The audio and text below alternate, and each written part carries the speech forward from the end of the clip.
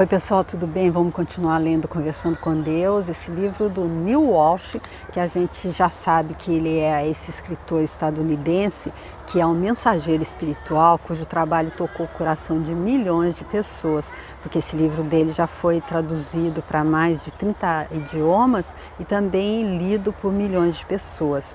E o Neil Walsh, ele escreveu diversos livros sobre a espiritualidade contemporânea ao longo da carreira dele e decidiu partilhar o que sabia a partir do momento em que entrou em contato com Deus, escrevendo a série best-seller Conversando com Deus. É uma série porque não é só esse, são 4 livros. Em alguns vídeos eu disse 3, eu não sei se ele disse 3 ali no início, mas eu pelo menos tenho 4, são 4. Mas o que eu estou lendo com vocês então é esse primeiro aqui, e ele diz que ele ainda fundou uma organização sem fins lucrativos que promove conferências e seminários, workshops e retiros para pessoas interessadas em desenvolvimento pessoal e espiritual.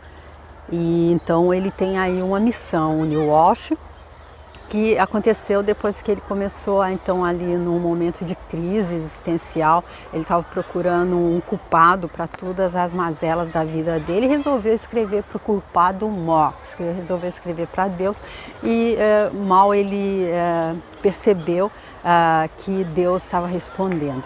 E aí então ele fez essa série de livros. Esse aqui então responde sobre perguntas em geral. E agora nós estamos no 5º capítulo, onde Deus está respondendo aqui as perguntas que ele colocou no 3º capítulo, que Deus disse a ele: tá bom, vai, desembucha, pergunta tudo, aproveita que eu estou aqui, pergunta tudo que você quer saber. Aí ele fez lá logo 13 perguntas e a primeira já continha 3 perguntas. Mas eu acredito que, não sei ainda, eu acredito que ela já foi respondida até o 4º capítulo aqui. Até o 4º capítulo, agora a gente vai entrar no 5º, e eu acredito que Deus então vai começar a responder a segunda pergunta dele, que é: quando eu aprenderei o suficiente sobre os relacionamentos para conseguir que sejam bons? Há algum modo de ser feliz nos relacionamentos? Eles têm de ser sempre difíceis? Vamos ver se é nisso aqui que Deus vai entrar agora, ou se ainda vai continuar respondendo a primeira dessas 13 perguntas gerais que o Neil Walsh trouxe. Então vamos ver aqui no 5º capítulo. Começa então com uma pergunta longa aqui do Neil Walsh, que é: qual é o verdadeiro caminho para Deus? É por meio da renúncia, como acreditam alguns yogis? E quanto ao que chamam de sofrimento? O sofrimento e o ato de servir são o caminho para Deus, como afirmam muitos filósofos? Conquistamos o direito de ir para o céu sendo bons, como pregam tantas religiões? E esse sendo bons está entre aspas. Ou somos livres para fazer o que quisermos, violar ou ignorar qualquer regra, rejeitar as doutrinas tradicionais, satisfazer os próprios desejos e dessa forma atingir o nirvana, como dizem tantos místicos da nova era? Qual é o caminho? Padrões morais rígidos ou liberdade total? Valores tradicionais ou agir de acordo com as circunstâncias que se apresentam? Os 10 mandamentos ou os 7 passos para a iluminação?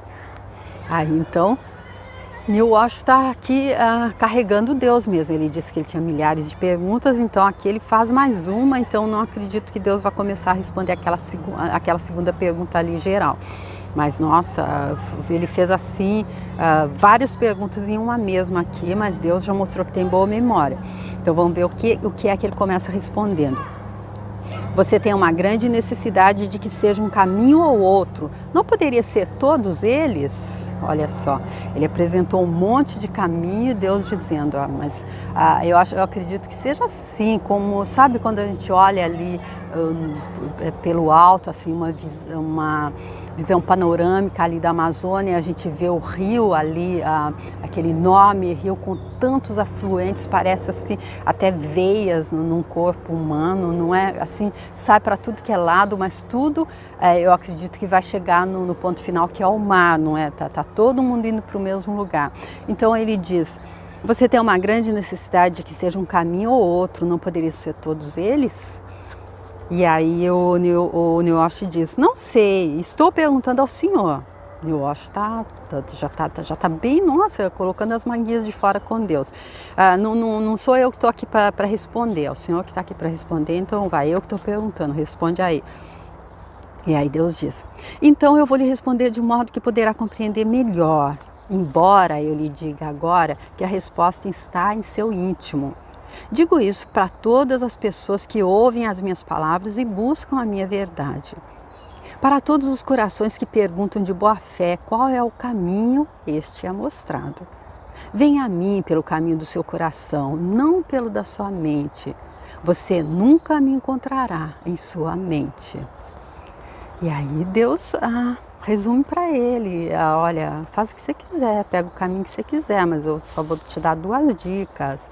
É o seu coração que aponta o caminho.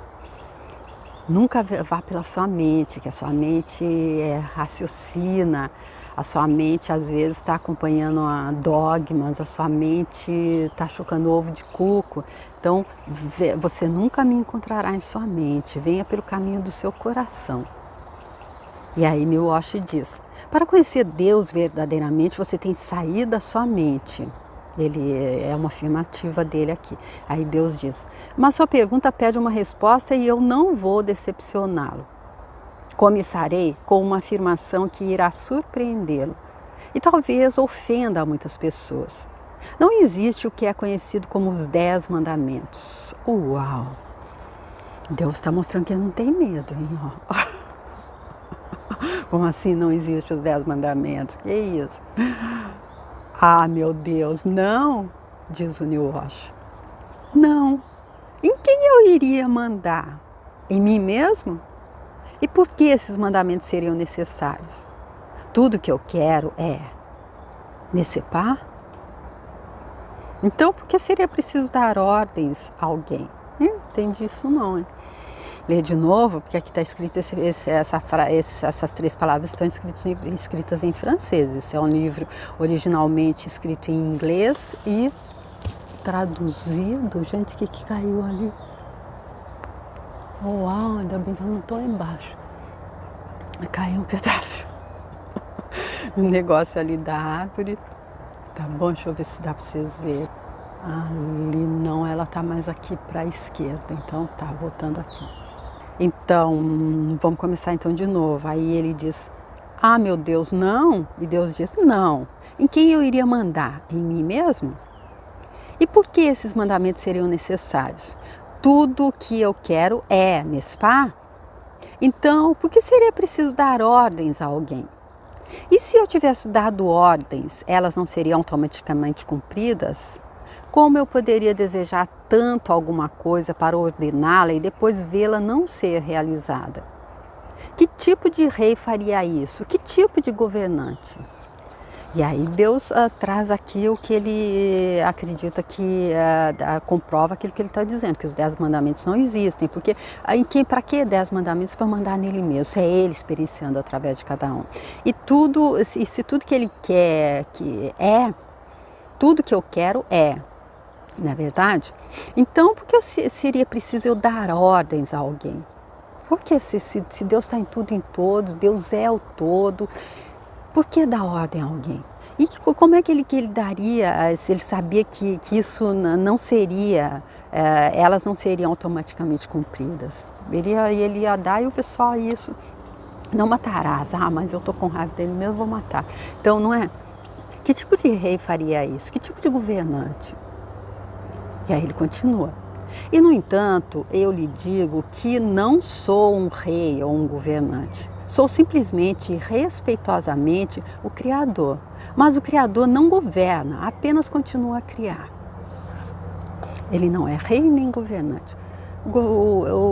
Ele é o Criador. O Criador não governa, o Criador continua criando e dando livre-arbítrio. Eu o criei, bendito seja, à minha imagem e semelhança. Fiz-lhe certas promessas e assumi compromissos com você. Eu lhe disse em uma linguagem simples como será quando se tornar um só comigo. Você é, como Moisés foi, alguém que busca a verdade. Como você faz agora, ele também ficou diante de mim, implorando por respostas. Ó Deus dos meus pais, clamou. Dignai-vos a mostrar-me, dai-me um sinal para que eu possa dizer ao meu povo. Como podemos saber que somos os escolhidos? Então aqui Deus dizendo que Moisés foi lá falar para ele, assim, a exemplo do New Wash. Moisés também procurava a verdade, então ele foi e clamou a ele essas palavras que estão entre aspas.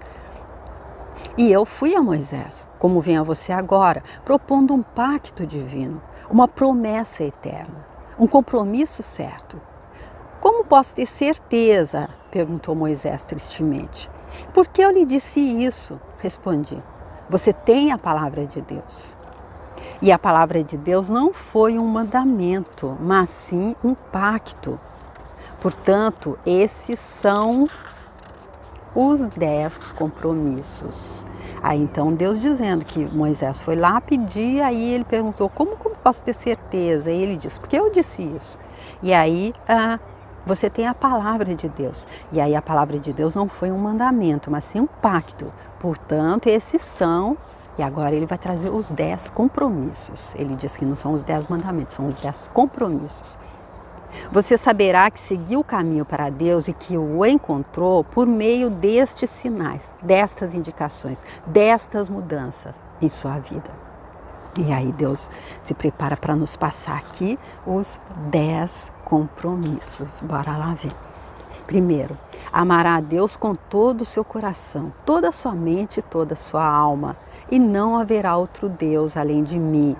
Não cultuará mais o amor humano, o sucesso, o dinheiro, o poder ou qualquer um dos seus símbolos. Porá essas coisas de lado como uma criança põe de lado brinquedos, não porque elas não têm valor, mas porque as superou. Eu acredito que aqui seja não porque eles não têm valor, os brinquedos, mas porque os superou. E você saberá que seguiu o caminho para Deus por quê? O segundo compromisso. Não usará o meu nome em vão e não me pedirá desejos inúteis. Compreenderá o poder das palavras e dos pensamentos e não pensará em invocar o nome de Deus como um herege. Não usará o meu nome em vão porque não poderá fazer isso. Porque o meu nome, o poderoso Eu Sou, nunca é usado em vão. Isto é, sem resultado. Isso aqui está escrito então que em vão quer dizer sem resultado. Então o nome dele é o poderoso Eu Sou, que Saint-Germain se deu o trabalho de fazer um livro inteiro sobre isso. Eu fiz vários vídeos com trechos desse livro, o Livro de Ouro de Saint-Germain, Alquimia o Poder da Alquimia. E eu deixo a playlist aqui se você quiser ver. Então ele diz que o nome dele é o poderoso Eu Sou, que nunca é usado em vão.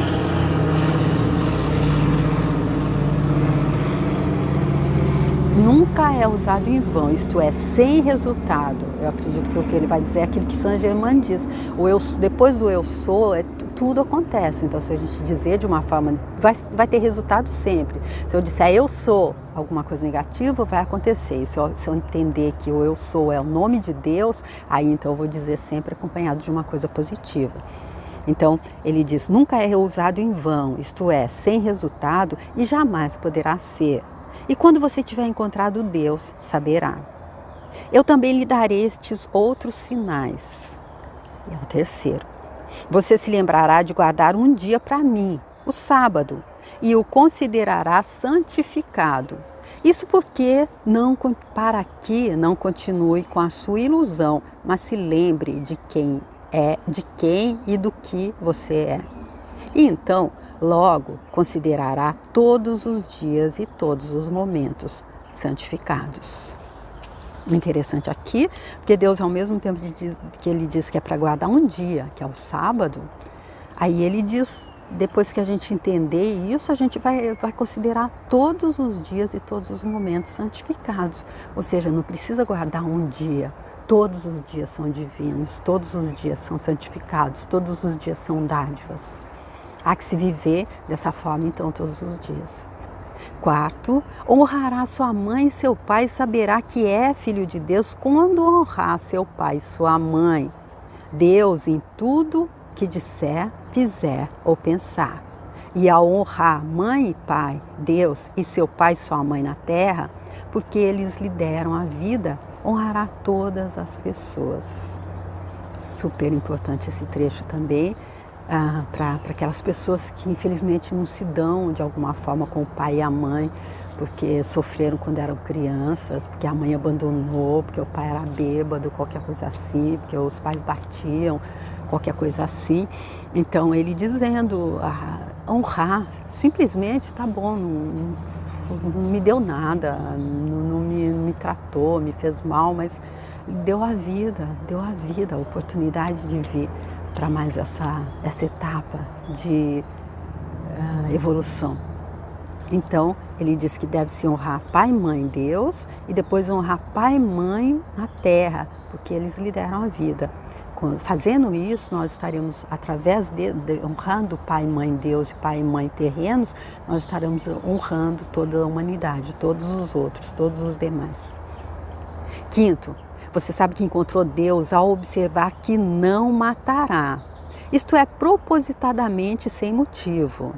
Isto é, propositadamente sem motivo. Por que isso está entre parênteses? Porque quando você entender que de qualquer modo não pode pôr fim à vida, toda a vida é eterna, não escolherá pôr fim a uma determinada encarnação ou mudar qualquer energia vital de uma forma para outra, sem a justificativa mais sagrada. Seu novo respeito pela vida o fará honrar todas as formas de vida, inclusive as plantas, as árvores e os animais, e exercer influência sobre eles de alguma forma apenas quando isso for absolutamente necessário.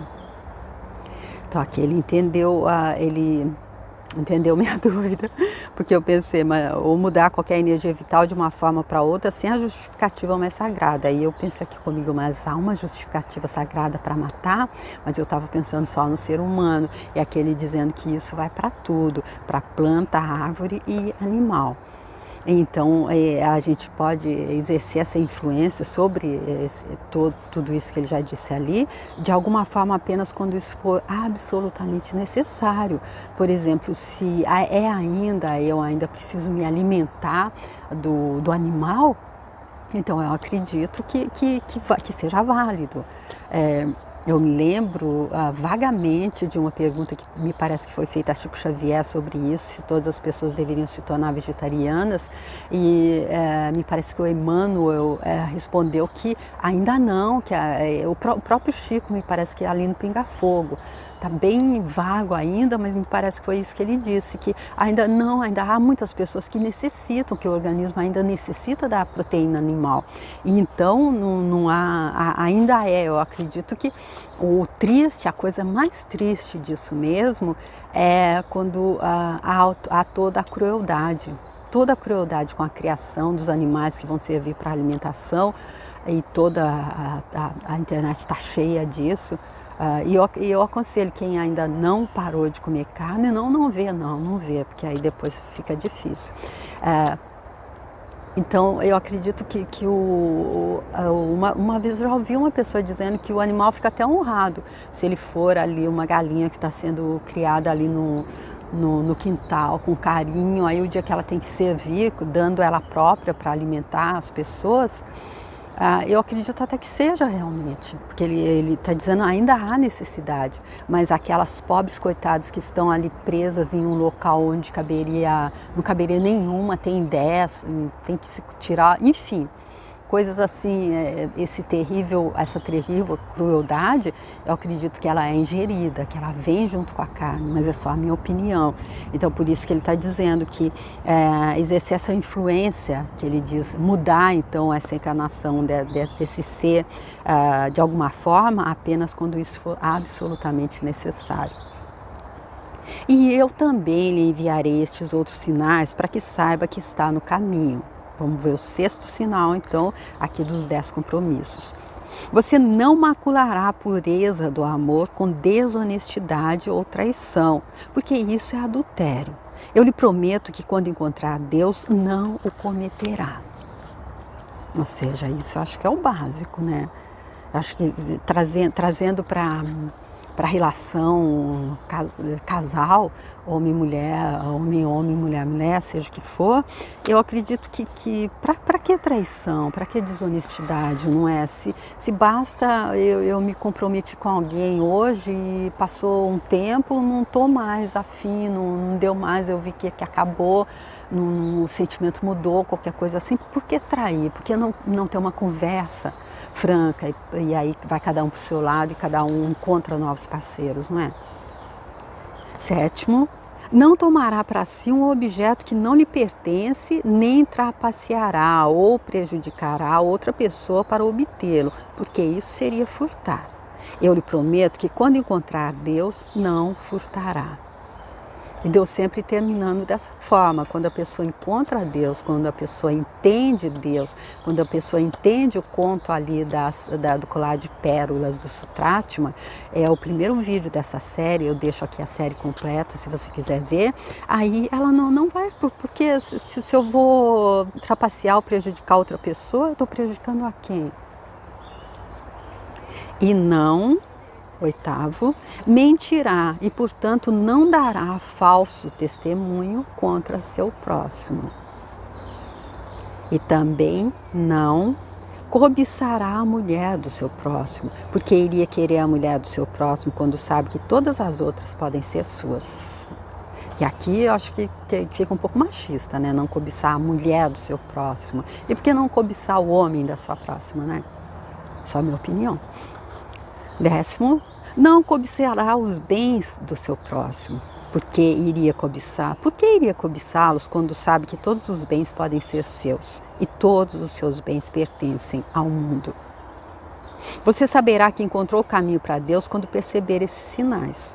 Porque eu prometo que quem procurar sinceramente Deus não cometerá mais esses erros. Seria impossível continuar a ter tais comportamentos. Essas são as coisas que você tem liberdade para fazer, não as suas restrições. Esses são os meus compromissos, não os meus mandamentos. Porque Deus não dá ordens àquilo que criou. Apenas diz a seus filhos, é assim que saberão que estão vindo para o lar. Então Deus dizendo, não é que o que contém os 10 mandamentos esteja errado, não saiu de Deus, mas sim que não são mandamentos, porque Ele nos deu livre-arbítrio. Então não é restrição, ele está dizendo, é dessa forma, seguindo esses preceitos, esses compromissos com Deus, que você vai saber que está voltando para o lar, que você vai saber que está fazendo essa caminhada indo pela luz e não pela sombra. E aí, mas não, porque senão se fosse uma coisa obrigada, não haveria livre-arbítrio. Deus não precisa dessa obrigação de ninguém, porque Ele disse, Ele confia completamente que todos voltarão para Ele. Não importa quanto tempo e não importa o processo da caminhada. E aí continua.